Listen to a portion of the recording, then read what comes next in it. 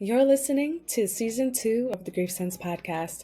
I'm your host, Mimi Gonzalez, aka the Zillennial Griever. I am a creative, entrepreneur, social impact strategist, and community organizer based in Hartford, Connecticut. But most importantly, I am a griever. GriefSense is really a safe space for creatives who are grievers. And I really created this space because it's something I wish I had. And sometimes you have to create the things that you wish existed. I am a serial griever where I've experienced significant loss, losing about 20 people before I turned 25 years old. And it was really hard to find community, people who looked like me in the death positive movement space. On the show, you'll mainly hear from Gen Z and millennial minoritized grievers, but you'll also have some advocates on the show who share our experience, but also want to amplify our voices and our stories.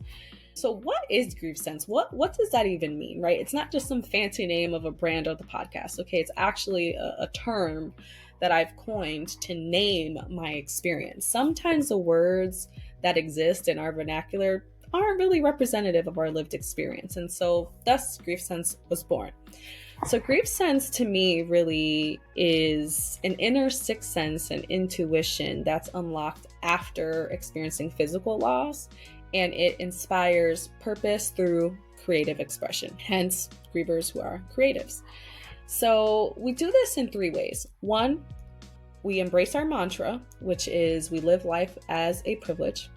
Two, we honor our ancestors and the legacies of our loved ones who have died.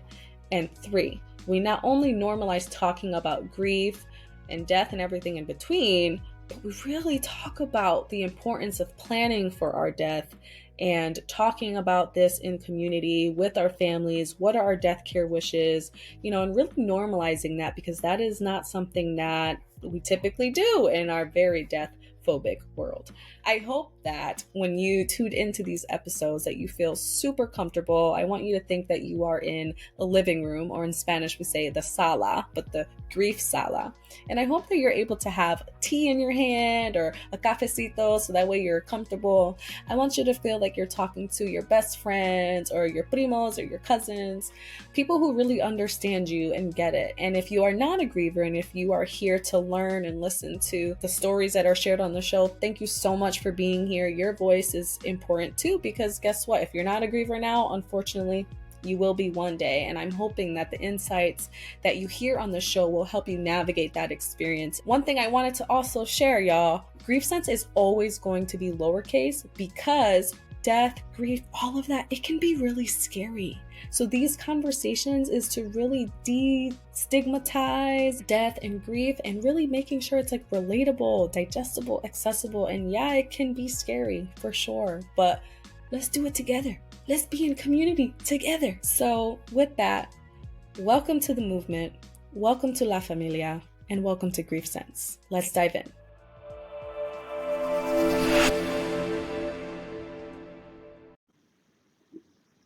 Hey, Hey, welcome woo! back, listeners of GriefSense. We are here with another dope conversation. Today, I am glad to have Serge Nkusi with us. He has lots of insights to share with y'all.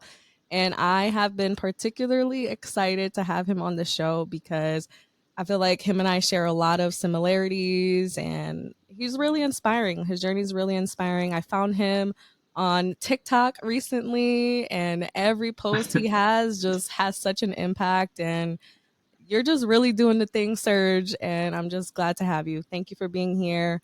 I'm going to pass the mic over to you to introduce yourself, and then Hell we'll yeah. jump right into our conversation. So take it away. Hey, thank you for having me on Grief Sense. It's a pleasure to be here. Like Miss Mimi said, my name is Serge Nkusi, Serge Nkusi. We're big on names out here, which is very important. Yes. And today on this episode, we will be honoring my brother, Steve Nkusi. Uh, he died about 2 years ago. A lot of people say I do a lot of things. They would say multi-talented, but that's crazy because like, am I really good at any of these things? I like just started. So really and truly, I'm a stand-up comedian at heart. Like I'm the person within me, the thing I love to do, the thing I just live for and die for is stand-up comedy and just comedy in general. And through comedy, I've been able to do a bunch of random cool things that I used to love as a kid. Somehow, I think it's just God. Like music, I do music, but the only reason I got into music is because I used to go to this open mic. I still go there every Thursday. Mm. It's on Bank Street in Ottawa, gang gang. And I used to go there every Thursday, and I see this dude walk in the bar, and I think I was out of material, or I was kind of bombing or something. I was still early on, so I started roasting him, which got the crowd back. I said he looked like a What? skateboard shop owner or something like that, and he really did. And the crowd came back, and then he just ever since then we became friends. And every Thursday I'd go check him out because he lived on top of the open mic, so Mm. we would hang out, and he was a sound engineer. He does Wow, sound for like that's a Justin dope connection. Trudeau. Word. He does sound for like Justin Trudeau, the Prime Minister. He'll do sounds for like Little Baby. So it's like he can Wow. do like the rap thing and the very corporate thing. He's a full time. I'm in his house right now, and like it's literally just like microphones everywhere, like headphones, speakers. There's a violin right there. Wow. So Tell we've him been the friends Grievers since fam then. says hey. Yeah, yeah. I'll let him know he's cooking eggs downstairs. After this, we're gonna eat to grief sense. Yes, love But that. Well, we started again, making music like that. really? So talk to Yeah, us a little bit about that. Like, how's that been? Because you recently released. I saw you had a video of your a performance to a tribute to your yeah, brother. When I tell you I was bopping, I was like, "Yo," and I sent it to yeah. my friends, posted it on my stories. It was so good, and like, I'm not even gonna hold you. Like, I feel like lately, just being really in tune with my craft and like just the creative side. I'm not gonna lie, I've been kind of more emotional lately, and I'm just like, you know what? I'm just Mm, gonna ride with it because I feel like with this work with Grief Sense, I'm really trying to amplify the amazing creative work and gifts that the guests have on the show, and it really means a lot to me that one, you're on the show, period, and two, that you're just out here having fun, living your life, but you're doing it in such an intentional and meaningful way, being yourself and honoring your brother. Like that is so beautiful, and I feel like so many people can learn from you from that.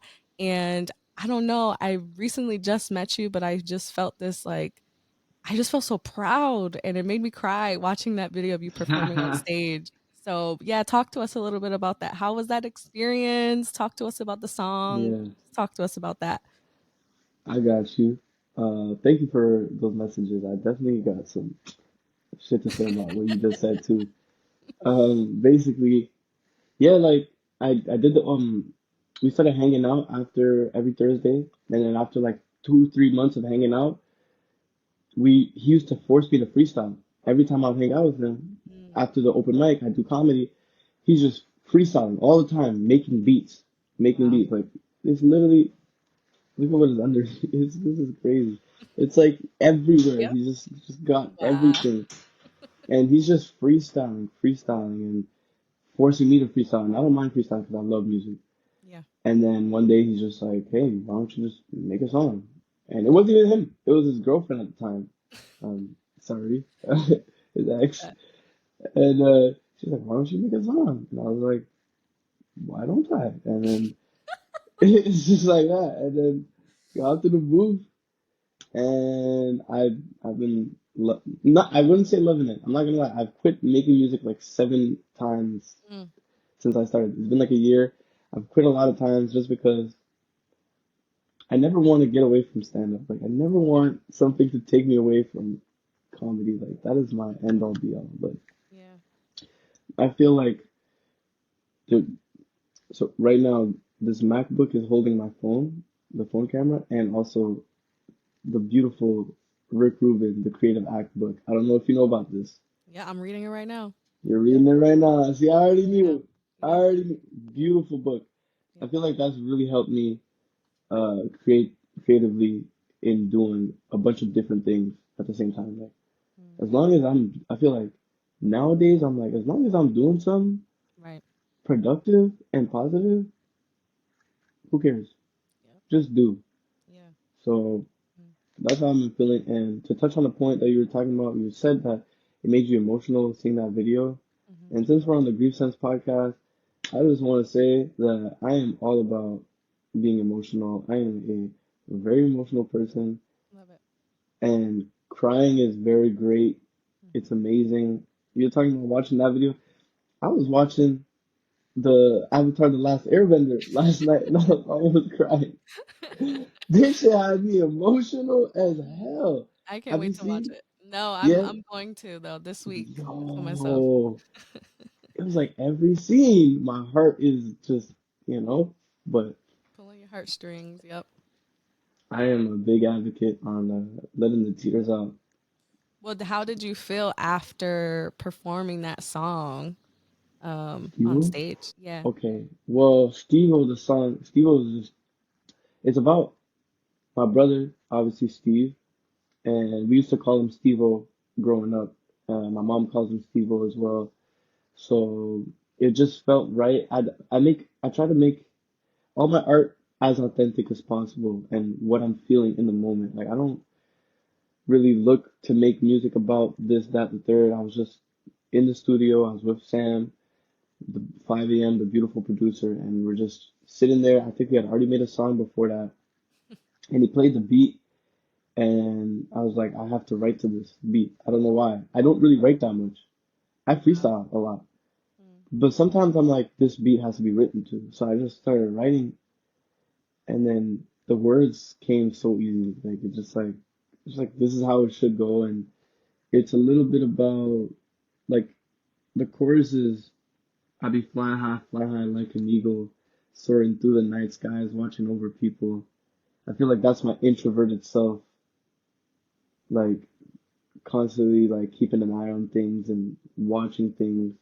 And then right after that, I say sometimes the good die young because the world is evil, Mm. which is my brother Steve, who is like the most beautiful soul I knew, to be honest. He was so nice.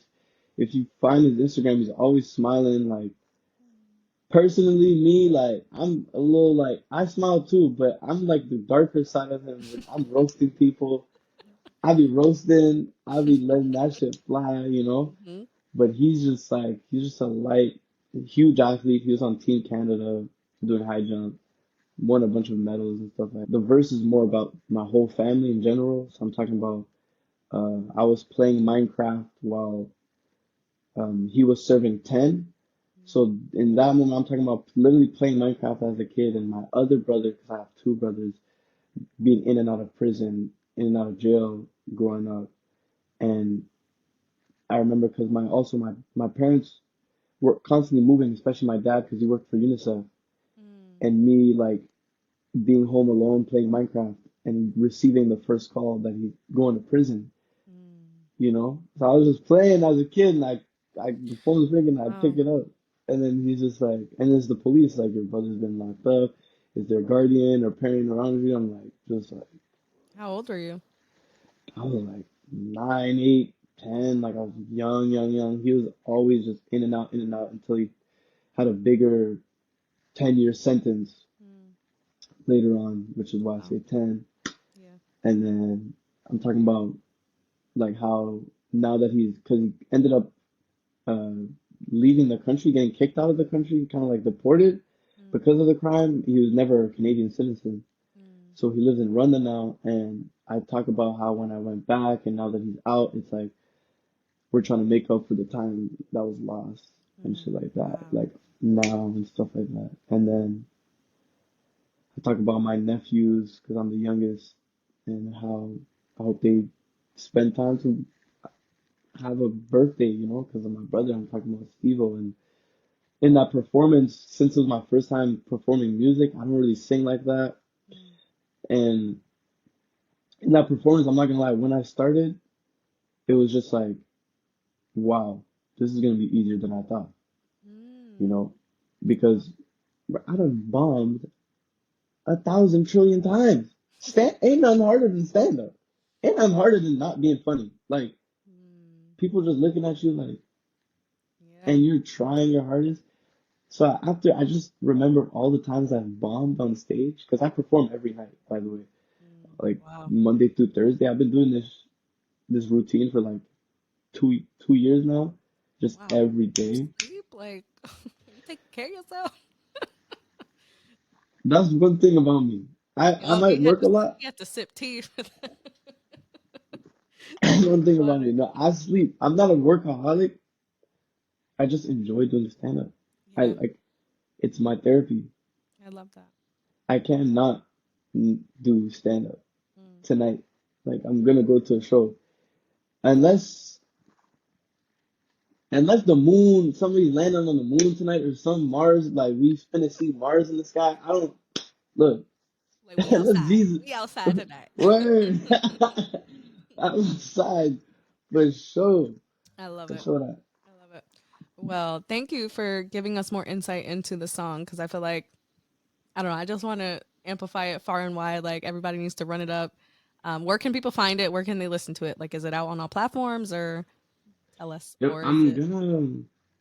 It's just out on my Instagram the performance. People should watch that. Also on SoundCloud. okay? Yep. Um, and then other than that, like I'm trying to make a music video for it and then put it on Spotify and stuff like that once I get the time to do Period. that. But I got a lot of music coming out and I yeah. love it. And when you were talking about, so everyone for what we were just talking about, stay tuned, more to come. Um, but I wanted to say too, like just to take out what you said about like how you thought it was easier than you expected. And I feel like that's what happens when you're moving with love and you're moving with honoring your people. Like I truly do believe that. Like when you are moving with such meaningful intentions, like I almost feel like the art is naturally going to flow through you. I mean, like that certainly has been my experience with like all the people that have died in my life. And I always be saying, I'm like, bro, I have a spiritual army out there because of how much people have died in my life. And also family in and out of prison myself, which is a whole nother layer of grief, right? Hmm. Um, but it's like, damn, like I'm not it's like I'm not grateful for the pain because like clearly I could do without my people dead or like people in my life, but I'm grateful for the pain too because I feel like that's where the Mm. best art comes out. It's like you're really reaching like through the depths of your soul to put out the best content. It's a But bar. also with that, I feel like it also keeps a lot of people in fear or it holds a lot of people back because they're afraid to be vulnerable and they're afraid to Mm. put their art out. And I'm just like, I tell people, no, like that's your story. You can't change it. Like just honor it and just put it out there because you never know who you are going to inspire and who you are Mm. going to impact. Like it takes one person to hear what you're doing to find you, like literally with your experience just now when you were talking about that. Was that with Sam you were saying? Is that their name? Sam? Yeah, Sam, yeah. Sam. And it's funny, I think it was Sam in the video. He was like reciting all the lyrics and he was going crazy. He was like, yeah, I was like, wow, that's just such a beautiful moment to see. Like, Can I say something? yeah, yeah, go ahead. That was my favorite part of the whole night. Wow. That's what Not made me just emotional. Like, I was like, wow. not just like him singing is me shaking his hand after the show. Yeah. Yeah. Because what people don't get is that Sam has been doing music for 4 years and like you said, has been scared to put it out there, show Mm, anybody. All these violins, all nobody's it's seen any of magic. this. Mm, And through me, like our connection, his music, that was just the first time anybody's ever heard any percentage, 1% what? of his music, his beats. So when I dabbed him up, I was like, I'm so happy for you because he's always been, I swear, this whole year, it's like me and him, we talk at night and it's just like, we'll talk for like 2 hours Mm, about me telling him, bro, you gotta put this music out. You gotta do this. And like, I've been pushing him all year because we just met and it's been a whole shift since we've met. And it's like, he's like a wow. whole new man and he's putting the music out there. Like, Ugh, and, that makes me feel so good. It's like I got the goosebumps. I'm like, yes, this is what it's all about. That is what it's all about. And like honestly, Yo, like whenever I am in my head, I'm like, like I don't really know how this is gonna do, or I'm just like, I'm gonna release that. And I remember Mm, us talking a little bit about it a couple weeks ago, but about how like, yo, even if it doesn't resonate with whoever, like at least my family is gonna have something of me after I die. So what mm, do I look like not putting my art out? Like, let me put it out there. That's part of my legacy. That's part of who I am. Like, who the F cares what anyone has to say, Because I remember those times when I really wished I had something yeah. of my people before they died. You know what I'm saying? So it kind of just like reframes my perspective about things and like just removes that fear. Like, just do it. Mm. Like, just do it. So I I feel love like that. that's the vibe I've been in too. It's crazy that you talk about. I've been on some like literally like a month or two ago. It's like I woke up and I'm just like, bro, I'm doing something positive. Yep. Why should I care about anything else? Let's get this content out there. Yep. Like let's go. Yeah. Let's try to make it as good as possible, but let's at least put it out there. Yeah. Yeah, because that's how you grow, right? Like you have Yeah. to put the content out there. If you never put the content out there, like how are you gonna know like how to get better? You know what I'm saying? I feel like Kobe when because it's like Shout I out to I Kobe. understand those players now that take mad shots in games. Mm, How you gonna learn? mm, I feel like that's the content. I feel like that's content creation. Be that ball hog, be that shooter. You gonna end up with 81 at one point. You know what I'm saying? He was just chucking. He was just shooting. But you didn't see it if you put it in slow mo. That shot, hey, he put in work for that too. mm. So I love that. I love it so so much. And Kobe. I'm not even gonna hold you. I love when people literally 200 followers, 300 followers, like not even like booming on socials, right? Or only get like that. I'm in that 200 jail club on freaking TikTok. On Instagram, I'm doing like way better, but on TikTok, it's just like the 200 views. I'm like, you know what? Whatever. I'm still gonna put my content because I know it's good. But like shout out to the creators who are really just trying to do their best and like putting the content out there because like everything you just said, like you don't like yes, feel like Kobe, channel your inner Kobe. I love it. And shout out to him and RIP to him. So that's just yeah, that's so powerful. So powerful. So put the content Shoot, out there, y'all, for everyone shoot it. tuning in. This is your Word. this is your reminder. Just put it out. It's a reminder um for me too. yeah. Like I've Yeah. been doing it for like a month or two. I feel like this conversation is like you're doing a good job. Doing a great job. Mimi approves. Keep it going. Like that. I love it. I love it. Like Well, Serge, can you tell us more about your grief story? As much or as little as you're comfortable sharing. Can you talk to us a little bit about SteveO? Yeah, and just talk to us about your grief story. um well, Steve is my brother obviously. And like I said, I didn't really grow up with my dad like that. He was working UNICEF, always in and out of the country. But I love my pops to death. That's my dog. But yeah, he wasn't really there, so my the closest thing I had was basically Steve and my mom. For my mom did can end all be all. Shout out my mom right quick. She Mm-hmm. went crazy, freaking taking us on the bus, bro. Three kids, like yo, that should be tough on the stroller. Like shout out all the moms, man. But so my brother was always there for me. He's like 4 years older than me, and he taught me everything, like how to play basketball. Like I just looked up to him all the time. Like he was just so fucking cool to me as a kid. He was just always just so good at basketball, so good at sports, and confident, the most confident human being ever. He was the type of guy that would shoot the ball and say it was going in before it went in. And 9 times out of 10, he's making that shit. But if he's Wow. missing it, he's not the type of guy to get mad at himself. He's gonna keep shooting. His idol was Kobe as well. I remember crying like when Kobe died just because of my brother. He used to love that man so much, and he's just a family man as well. Mom loved him, dad loved this dude because he just said yes to whatever. You want me to clean the dishes, mom? I got you. He was just just boom, boom, boom, boom, Mm. and always kept a smile on his face. And yeah, I just remember, I don't know, like I guess like my other brother going to prison had to do a lot with it as well. Mm.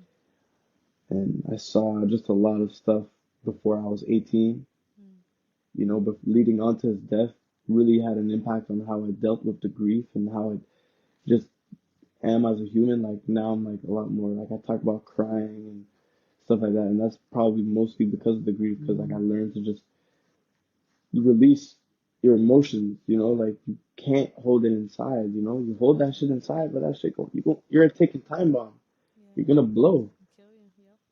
and it's gonna be ugly. So I'm always just like, I like crying. I was watching Avatar. I was like, am I about to cry? I'll cry. Shit, fuck it. I'll cry. And nothing came out. I was like, okay, false alarm. Yeah. False alarm. I love the little them. It's okay.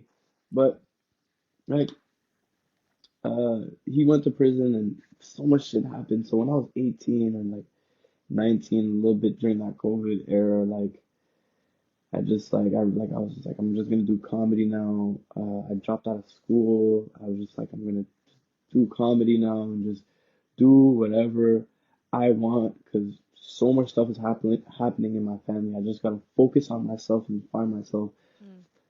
So for about 7, 8 months, I just meditated every single day. I'm not gonna go in depth into what I saw, but it was Mm. some tough stuff, and it was also everything coming up to that. Like my brother was in and out of prison my whole life. My other brother that passed away, he had also went to jail around that time when I was 18, 19, but back in Africa for Mm. some stupid shit, a stupid charge, but he still went to jail, and my dad was pissed. Mm.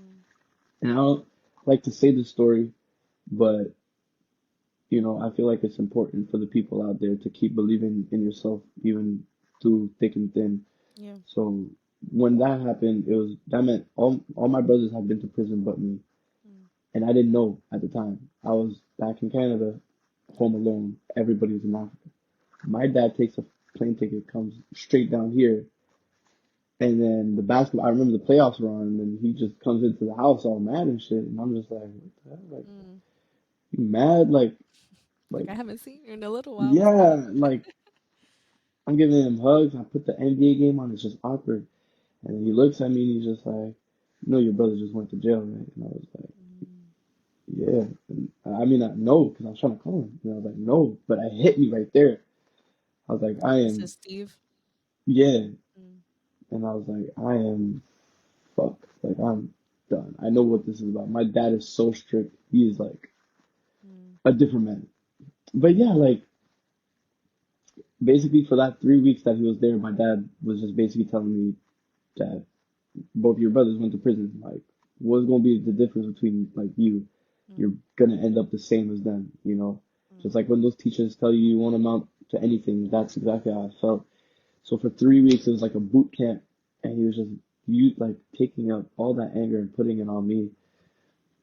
And I remember when I was 18, 19, yeah, 7 months of just meditating, meditating, meditating. I also did the Wim Hof breathing technique. I feel like you know what that is. Mm-mm. You Educate don't me. know what? What's that? Woo! Put Hey, me on. look up the Iceman on YouTube. There's a documentary, The Iceman. His name is Wim Hof. Search it up on YouTube.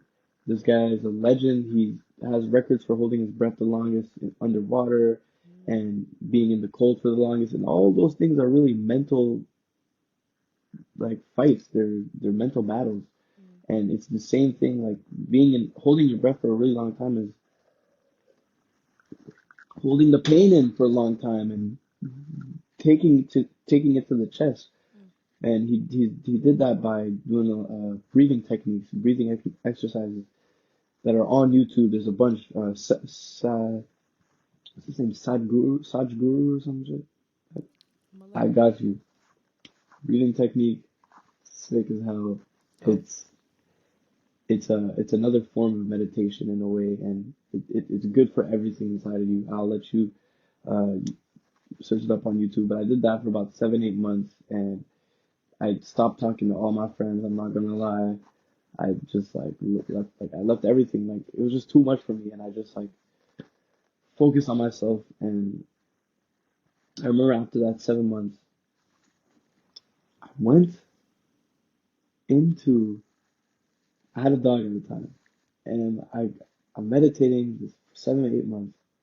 Things are going alright, and I'm doing content at the same time, YouTube, Twitch at the time because it was the pandemic, so I couldn't Mm. do stand up. Mm. So I go to the woods with my dog. We're out in like an open field, and then I lay there and I do my meditation. I set up my yoga mat, and I lay there with my dog, German Shepherd. And I lay there. I'm like, man, this fucking breathing technique bullshit. This motherfucking meditation shit. This is some bull. I've had enough. I'm not learning anything. Nothing's happening. I feel like I'm stuck in the same place. You know, I'm just so down on myself. And I'm just like, and I can hear my dog breathing. Man, I can hear the birds chirping. I'm like, can you guys just shut up? Like, I just want peace. Why can I never find peace? Mm. And in that moment, I was like, why don't I just let go? Mm. I was just like, yeah, I'm Wow. so worried about the dogs chirping or the dog breathing, the birds chirping, and all this, and my thoughts running 1,000 miles per hour. And that's what people say about when they meditate is that they can't control their thoughts. And I was just like, why don't I just like let it go Mm. and let it happen? And I did, and it was the most incredible thing ever.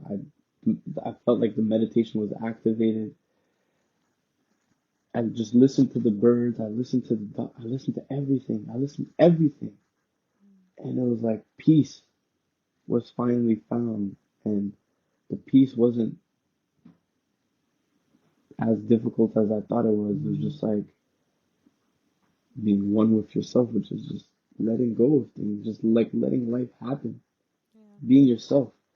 And after that, I walked home and I realized like all of that made me realize like how much I loved my brother and what he had done for me Mm. through this whole time, and how I never told him I loved him, and all this stuff kind of hit me that night. That night I listened to music that whole night, and I was listening to like some emotional music, and it made me cry, and like I had all that in my head, and I was like, tomorrow when I see my brother, I'm gonna tell him that I love him for the first time in my life. Wow.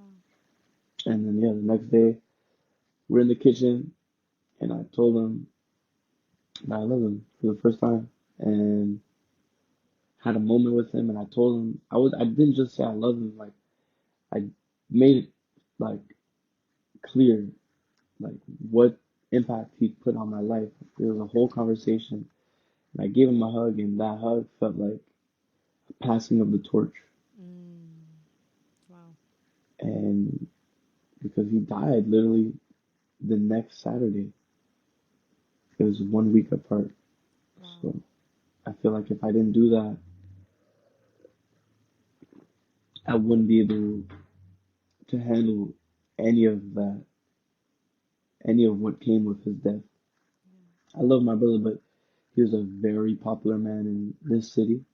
He was on Team Canada, like I said, Mm. huge athlete, you know, good with the ladies, great with the ladies, known, you know. Yeah. So it was just like when he died, it was on the news. Wow. Canadian athlete, da da da. It was on the headlines. And what's crazy is too, because he went missing first. And I promise you, like, what happened was the moment he died, I was, I had just streamed on Twitch. I had one of my best streams. Mm. Awesome time. Wow. my friend leaves the house, and I go upstairs, and I'm hanging out in the kitchen, and my sister walks into the door, and she just falls down crying. And I knew something was like I knew it was like, and she said all she said was your brother. She said Steve. She said Steve. Starts crying, and then I was like, he's such a like erratic person. He's such a like you never know what's his next move. Steve was like he's in New York City tomorrow. He's in there. He's doing something like he was so quick. So I'm not gonna lie. We used to always before he died. It's like life God played such a fucking crazy role. It's just like we barely hung like we hung out as kids, but it was always like a little brother, big brother relationship where he's Yeah. telling me what to do. But around the time when he died, it was finally when he started really opening up and being real with me. Mm. And he would drive me because I was working at McDonald's at the time. He would drive me to McDonald's every morning, or he would come pick me up after my overnight shift. Come pick me up, and he would drive somewhere uh, like in a park or some shit like that, and we would just talk for hours. And he was finally opening up and telling me about his relationships, and this, that, the third. And he was more of a brother, Yeah. best friend type of vibe than little brother, big brother. And I remember having visions at the time of where my life would be in the future, because obviously I think highly of myself, Yeah. you know, and I didn't see him in the picture, Mm. Wow. which was really messed up. That's wild. So when my sister like broke down and just said my brother, she said Steve, like I knew Mm. it, and I went straight in my backyard. I went to the highest point in my backyard, and I just prayed. I like looked up to the heavens. I prayed, and I didn't. It wasn't like rest in peace, my brother. I loved you. It was like literally thank you Mm. for letting me have him in my life. Wow. Even if he wasn't my brother, like, thank you. Thank you very much, God, for letting me be alongside this beautiful, incredible man. Wow. And I did that for a little bit, and yeah, it was like that 2 weeks was insane. It was people coming to my house like all the time, like so much stuff. But I felt like if I didn't tell them I loved them Mm. a week before that, I wouldn't have been able to handle that and deliver a speech in front of 500 people in the track and field, like stadium or whatever that he used to run at. Mm. That's where his like he had like a little like The memorial service. memorial service because he wanted to be buried in Rwanda beside Mm. his grandmother or our grandmother. Yeah. So 500 people. My parents didn't want to talk. My sisters, nobody wanted to talk Wow. except for me. I grabbed that mic and I'm probably gonna end up post. I don't know if I'll post that one too, but I like that speech more than the one I did. Like, obviously, they're both beautiful and, you know, share beautiful messages, but the one right after his death at that memorial was really something special because I felt like I was speaking straight from the heart. Like, I felt like it was like my heart speaking because I was so emotional. Mm. I was so vulnerable at the time. I was like, no weapon, I had nothing. Like, Yeah. I was nothing. Yeah. Wow. Uh, I like to say as well as like, mentally, I felt like I was good because of that, but there's something about such a close death that physically I felt weak throughout that time. Yeah. It was crazy, but yeah. Wow. Well, thank you so much for sharing that. If you're okay with it, I would like for us to take a deep breath together, and we'll breathe. We'll breathe in for 4. We'll hold for 4, and then we'll exhale for 4. This is a practice I really like to do on Grief Sense, so people listening in can honor you, honor your loss, and we can just hold each other with a breath. So let's breathe in for 4. Hold. Exhale. How'd that feel? Did that feel good? I feel like that felt Oh, good for great. me. I needed that after hearing I needed yours. that for sure. um, Serge, you are Beautiful. such a great storyteller. Like I feel like you were born to do everything that you're doing. Nah, for real. Like you are a natural storyteller. I feel like you have such a way of like bringing people in and captivating them, and just you're just being yourself. Like you're not scripted. You're not trying to push a certain narrative. You're not trying to do the most. Like you're being yourself and you're real, and yeah, you're just a great storyteller. So I just want to see you win. I want to see you shine. I want you to yeah, I want all of your dreams to come true, and like I'm getting emotional now talking because it's like just hearing some of the things that you've been through. I feel like it's a miracle that you're here and that you're alive, with all of the things that you have to overcome. So I'm just grateful that you're still here and that you didn't give up, because I know there was probably many times where you wanted to. And yeah, just thank you for being here and for sharing your story. It means the world. Seriously. Thank you So so much, y'all. yeah. I really appreciate it. I feel like we're family now. Like Now we are for sure. I just I want to see mean, you win. it takes another, like, it's not like it takes somebody to let other people open up as well. Like it's not easy, and like it's therapeutic for me to also speak about it too, because like just letting it out.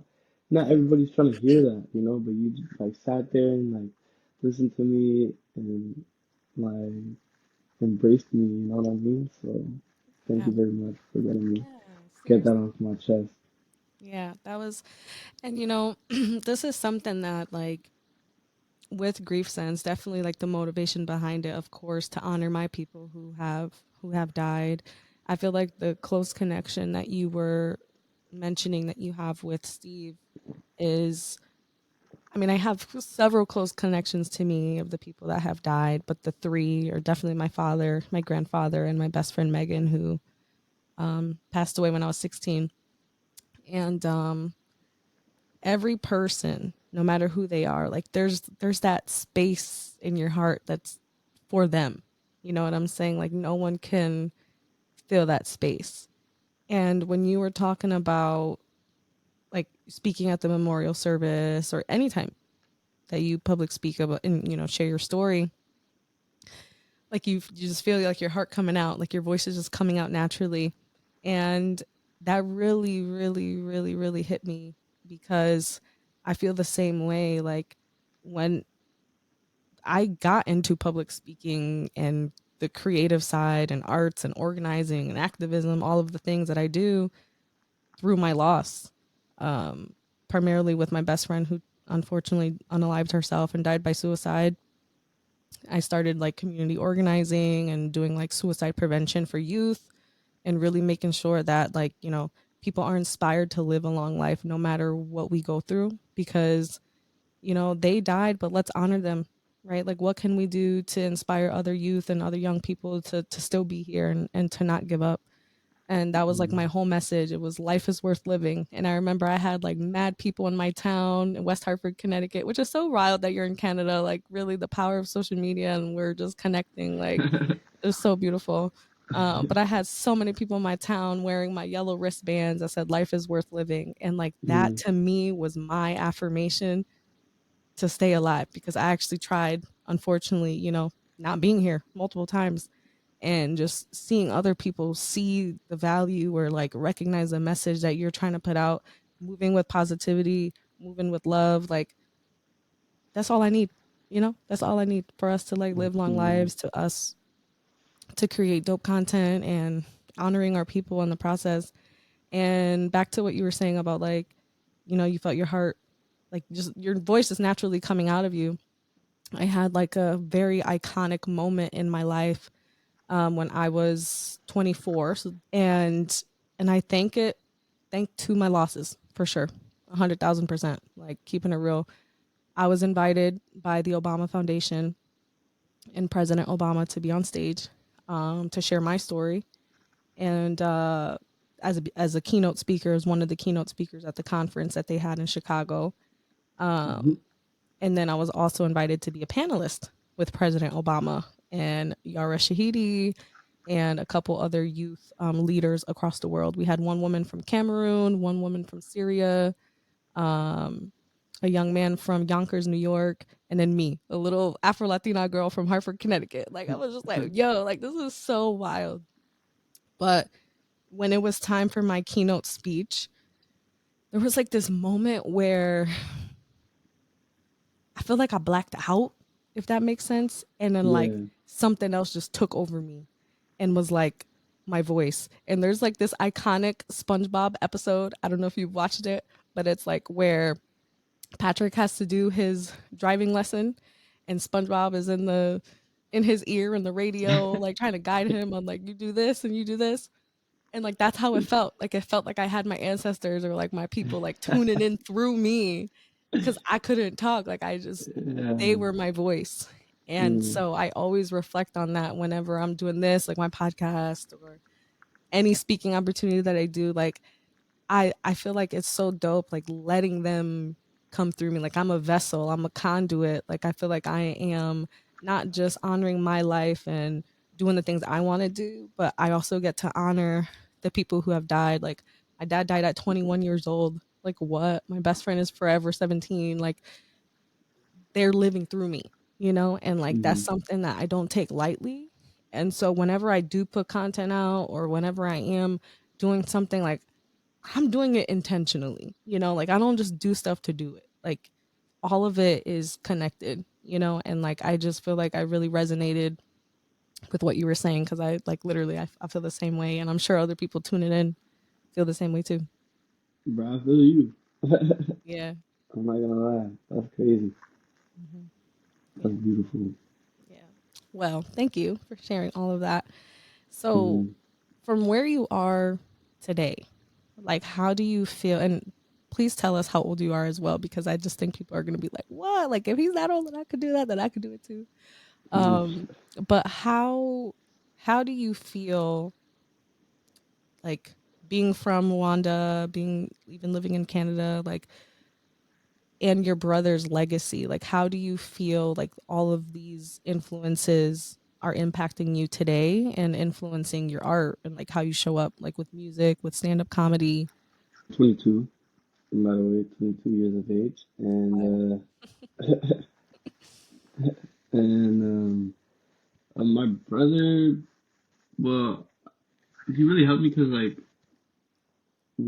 before he died, I did stand up once, and then he was reposting it and like saying like I'm the next like that guy, and like I already believed in myself as a kid, but Yeah. and he didn't know any of that because I didn't tell anybody I wanted to be a comedian until I was 12, and then obviously my strict parents, it was just like they canceled it right away. They're like, if you want to be a comedian, you're out this country. So ever since Wow. then, I told myself when I'm 18 and I'm good to go, that's when I'm gonna start this up. But till then, I just didn't say anything. But when my brother found that out, it was just like he started telling everybody like this guy's special, like he's Wow. special.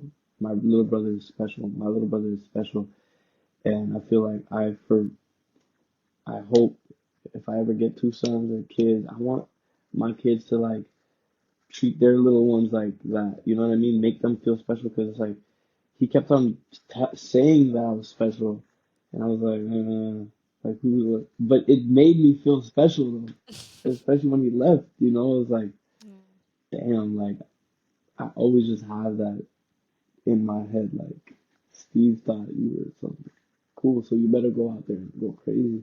Wow. Wow. That's beautiful. So how do you like to honor him now? Like how do you, because I saw one of your posts that got a lot of engagement on social. I forgot where you were speaking, but I think there was a lot of people in the audience. I think you were Oh my, doing comedy and you ended youth up convention, sharing the message. Yeah, so talk to us a little bit crazy. about that. Um, it was crazy. I heard there was a youth convention Saturday and Sunday in the next door city, and it was 4-1 in the youth, and everybody's gonna go. And I heard about it, and I was like, well, I'm obviously creative. I might as well go, say hi to people, and just show love, like be there. And so I go there with my manager, LV, shout out, best manager in motherfucking universe.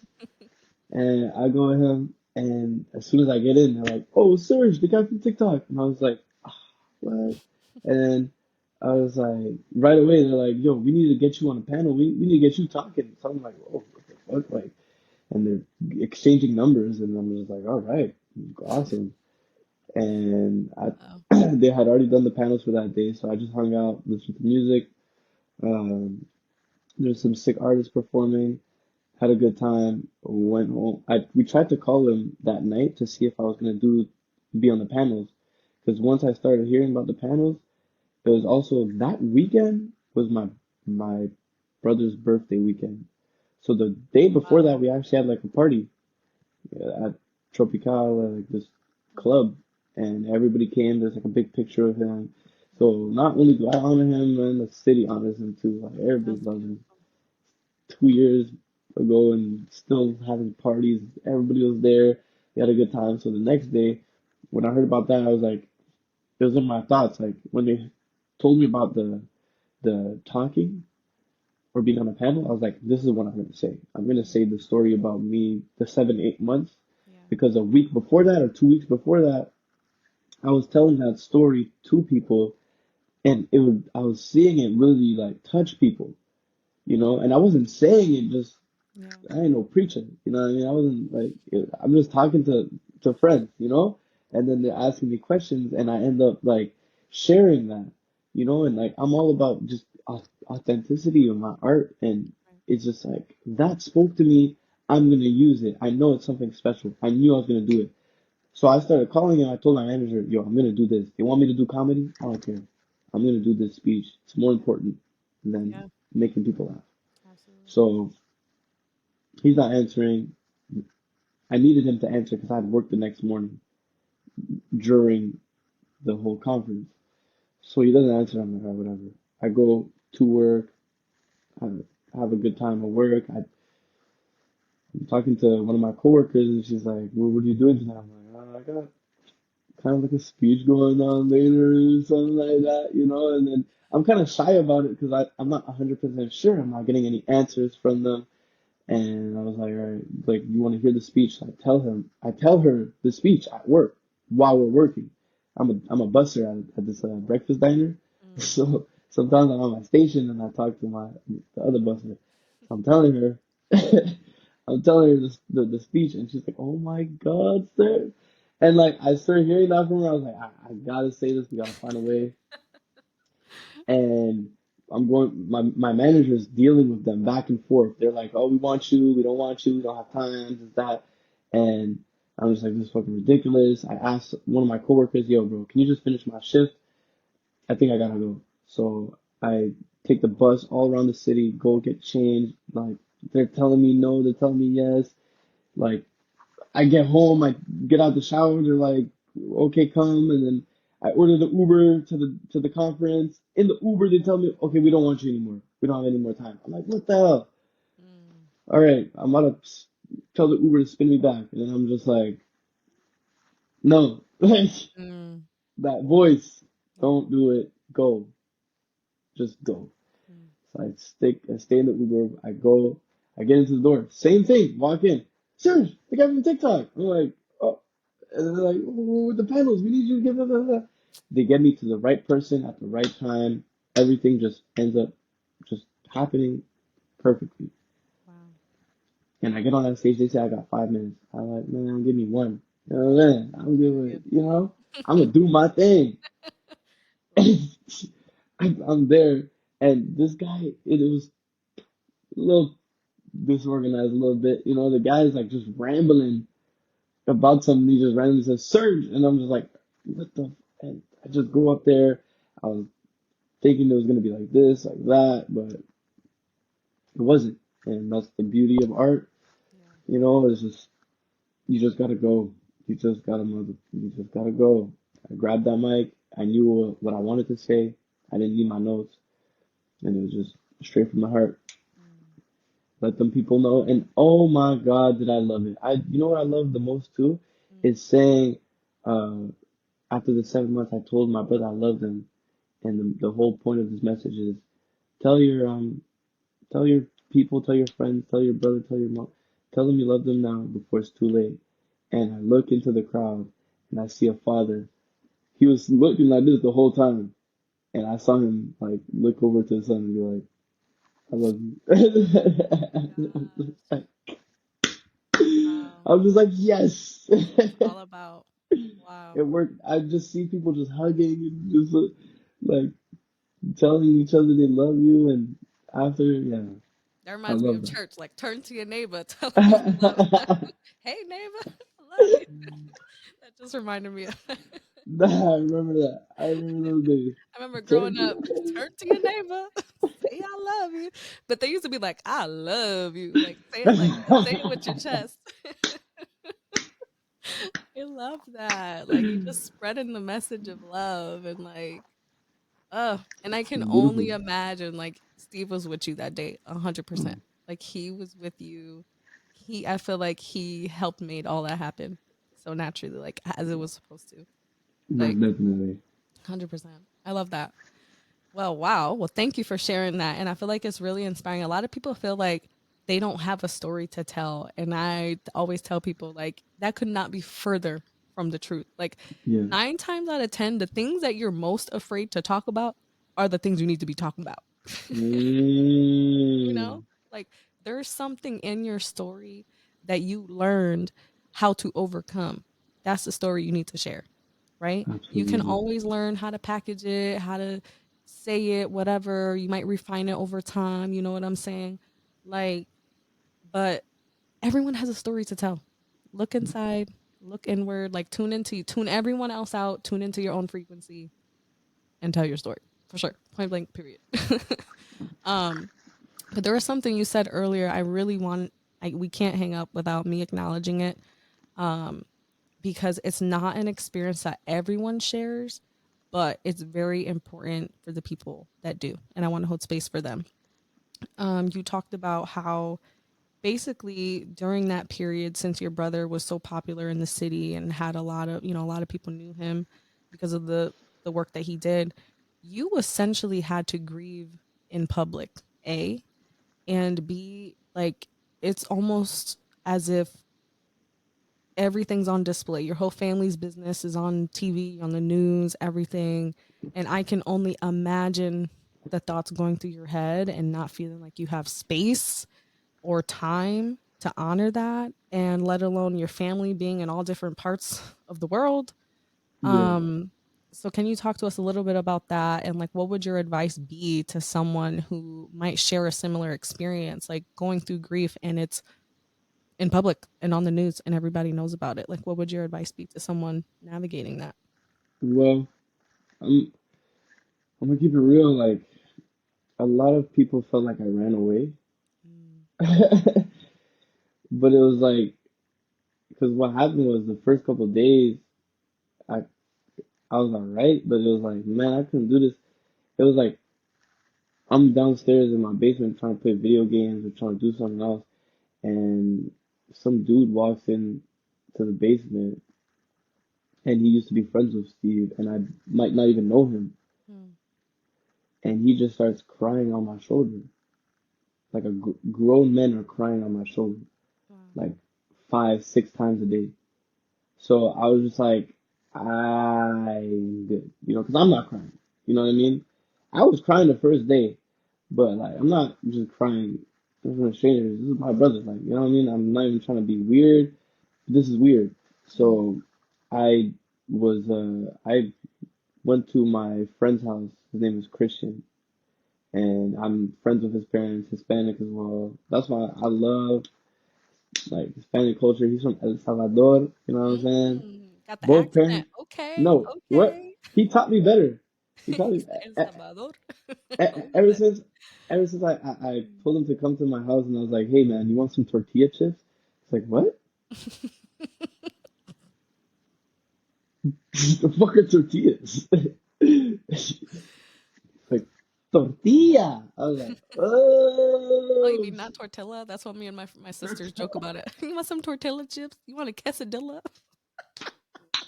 That's how we call it. Word, but Love it. I stayed over at his place and his parents. I stayed over there for like three, maybe 4 days or something, and they were so welcoming, and I got to just like be. They didn't make it so hard, like deep, when I went Yeah. there, and maybe that's what you need, but not everybody has that, so that's why is my. Can I help? I don't know, but I went there. I was with them, and we would talk at night, the fireplace, and they would make good food, and his mom would wake up and make me food, and like, you want anything else, Serge? And I was Mm. like, and I'm good. And then after that, I felt like I was doing like a world tour. After Mm. that, I felt like I was like, all right, here we go. Give me your questions. I got answers, and I would just stay in my basement at my house, and people would just. I felt like Jesus when he's giving out conferences, and like five, like people are like sitting on like top of things and chairs and like listening to me talk about anything because I'm the only person that's like not sad, I guess, like, Mm. and I'm the only person to really look at. Yeah. Wow. So Yeah. I don't know, Well, man. it made me think about that because, and I don't. Are you familiar with the rapper named Gangstalicious at all? Or no? What? Gangstalicious? Gangstalicious from Boondocks? No, no, no, not that. But inspired by, for sure, I'm sure. But there was a rapper here from Hartford, Connecticut that we all knew and loved. His name was Zoe Dowdell. And he unfortunately was murdered by New Britain police here in Connecticut. And he was just such a bright light, full of energy. And he created a specific dance where you would do like it's the freak it dance. I don't know if you know about the freak it dance, but he created that. His name is Gangstalicious. That's his rap song. So run it up after you gotta listen to his songs. I got But he was like really gaining traction and like really like blowing up, blowing up, blowing up. And his producer is Chill Shump. He's like a famous producer out here in Connecticut. you. Yeah. Um, and so after he died, it was a couple years after he died. I was really during the pandemic, something that was important to me. So I started my own music and social justice music and arts festival called CT Peace Fest. And essentially, I was doing the protesting and I was doing all of the things, but I always feel like protesting is not the only way that we need to show up. Like I feel like Mm, we need to hold space for healing and love and just loving on each other and like creating art together. yeah. So I would have different like performers come out and honor people that have passed away in the community, honor the Black Lives Matter movement, everything like that. And it was so beautiful. And the very first one I got to do was honoring Zoe, and I had his family come out.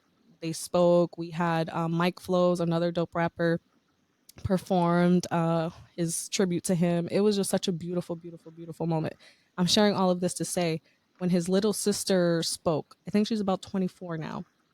Um, she shared that experience of grieving in public or not just having enough space to honor her own grief because it was so publicized and everybody was in the business and it was like really hard. And she's a young Black creative going through this herself, and her brother like was her favorite person.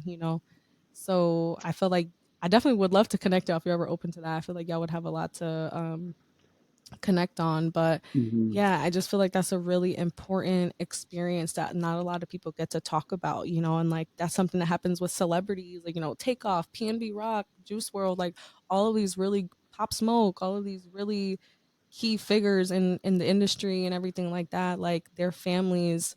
I can only imagine what they go through because it's plastered It's everywhere. insane. Like It's every insane. corner you look, I you're seeing remember a person. So I remember going to Rwanda for his burial and entering this. my sister was like, "Hey, do you want to go out?" Because it was like it was too much for us, right? Mm. Let's go somewhere else. So I was like, all right, that's cool. She took me to a whole bar, like a whole club type of thing. What the heck? Why would you bring me here? I thought we were about to go to a cafe or something.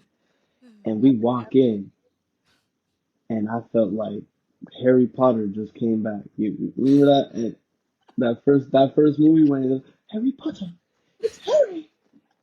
I was like, I walk in there, it's like, that's Steve, that's Steve's mother. He just and Wow. the whole music went off. Everybody just stopped and looked at me. It was just like, Wow. geez, it was a lot. The message spread over there too. Everybody knew about it. And one thing is just like everybody has a different experience, and then but you're the closest guy, so it's like it's weird. Yeah. One guy even kissed me on the cheek, on the neck that night. Mm. Yeah, I feel bad for like somebody that maybe Pop Smoke's little brother, because like these guys are way bigger, and this guy's kissing me on my neck, Wow. on the back of my neck. He walked up and he was like, "Rest in peace, your brother." I was like, "What the what?" Wow. Wow. But look at the impact your brother had. Like that's You powerful. got you got niggas kissing me on the neck for for the love, man. Hey, You gonna have to I share didn't. that in your stand up. You ever Big made bro. somebody kiss you on the back of your neck that wasn't your girl? Ooh, try having someone close to you dying that you know. Like that's crazy. Nah, word. Wow.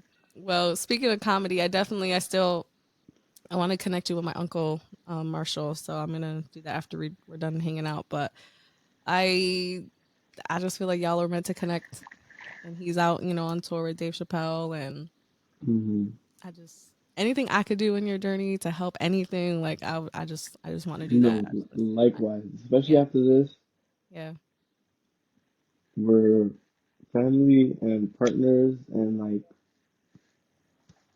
whatever I could do to like help you, like in any way, move boxes, like it doesn't even have to be on like a entertainment content creating type thing. Like I'm just we gotta work as one thing I'm big on is working as a team. Like I am nothing without same. Sam, 5 a.m. producing fucking amazing music, helping me film my stand-up sets.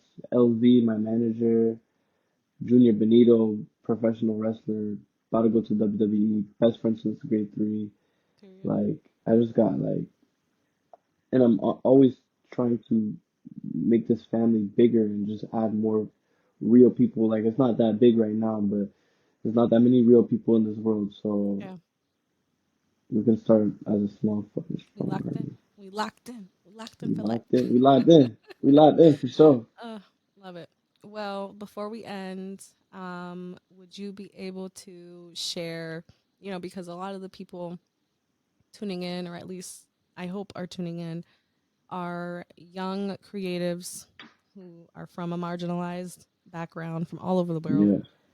Yeah. And I feel like when you are a creative, a storyteller in whatever medium that you choose to, you know, yeah, that you choose to carry your art or your messages, what would your advice be to young creatives of color navigating loss, navigating grief? Um, Try your best to use that as your fuel. Try your best to use that as your fuel, but I'd say fuel, but also let it out, man. Let it out. Mm, Let it out. I remember when my brother died, I made it like I purposely cried in front of my homies mm. just to make them feel weird. It was weird as hell. I feel like in the back of my head I was laughing at them because like they didn't know how to react. They were like, my Like, what boy's do we driving me do? home. Yeah, my boy's driving me home. I'm crying. I'm bawling. I'm like, yo, like it was right after, so he just you good? Like, you need tissues? Like, he doesn't even know what to do. And that's niggas, Yeah. that's how we are, and it's understandable. But my brother, I promise you, bro, if you don't wanna like just let it all out like a bomb, dog, this is what's happening. Like, in these streets too most of the time because a lot of our niggas are dying and stuff, and you want to put the anger into something in the house, dog. Don't put it into that pistol, man. Put it into that microphone, that booth, that motherfucking pen or paper, nigga. You a painter, dog. Yeah. You a motherfucking draw some shit, dog. Write a book, man, and use that shit as fuel, but let it out. Let it out. Cry. We need more niggas crying. We Period. need more niggas. Word. That's my new campaign. Yeah, Niggas love it. crying. That's Let's gonna be cry your together. next your next your next special has to be that. Niggas crying. Yep. Yeah. And kissing on your neck. No, sir. Let's go. That was fucking. Wow. Well, with that, that's gonna be the name of your next special.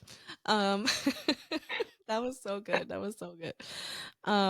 I just want to thank you so much for being here, for sharing your story. Like, this was definitely iconic, legendary, probably one of my favorite episodes for sure. For sure, Hey, for sure. watch out. Um, and I really hope that a lot of people tuning in really take to heart everything that you said.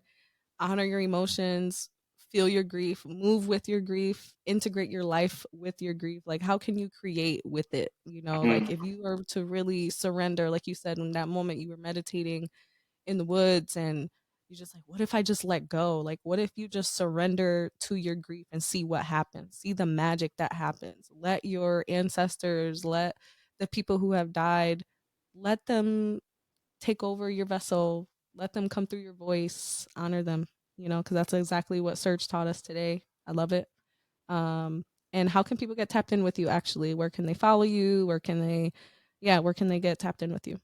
Follow me on Instagram and TikTok, Serge Nkusi _ You know, no stress. Even if you can't find me, I'll find you. I'm not gonna lie.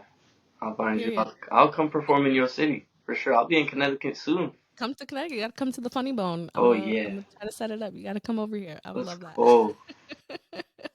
All right, cool. Well, thank you so much, Serge. Everyone tuning in, let us know, you know, what you thought about this episode. Please don't forget to rate us on Spotify, on Apple Podcasts, subscribe on YouTube, never miss a notification because if you like stories like this, we're only gonna level up and we taking it over, baby. Grief Sense, take Yeah.